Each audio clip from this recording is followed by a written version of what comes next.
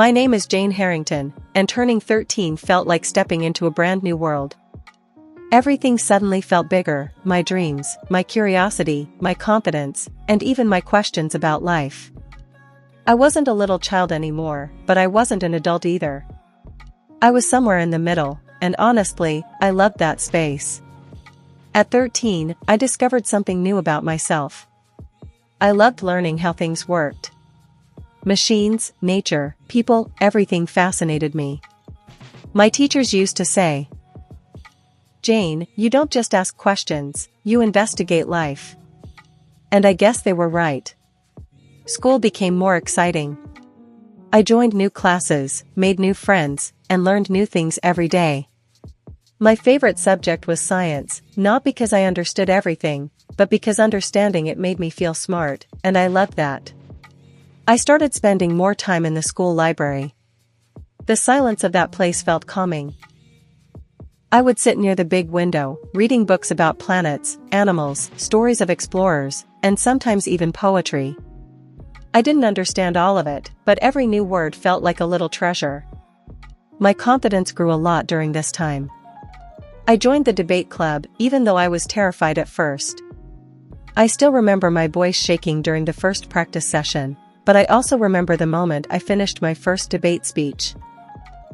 My friends clapped, my teacher smiled, and I felt something new. I can do things that scare me. That became my secret rule for life. At home, things were simple and happy. I started helping my mother more, cooking small things, organizing shelves, folding laundry.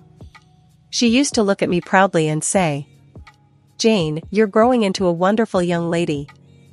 I didn't know how to respond, so I just smiled shyly every time point 14 came with even more change. Suddenly, I wanted to improve everything about myself, my handwriting, my room, my habits, even my morning routine. I started waking up early, making my bed perfectly, arranging my books neatly, and writing small goals in a notebook. I didn't know it then, but these little habits shaped the woman I eventually became. My friendships also grew stronger.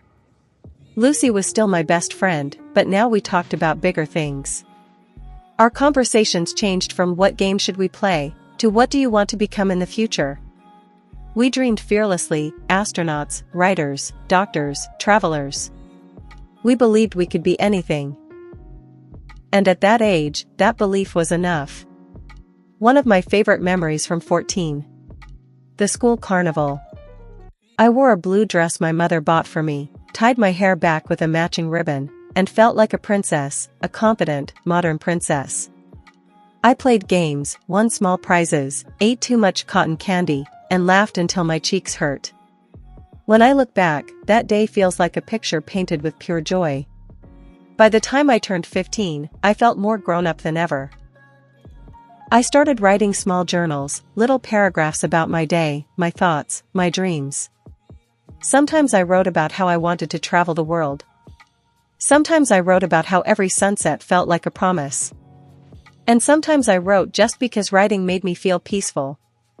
15 was also the year I learned to trust myself. I realized that I could make decisions, solve problems, and help others.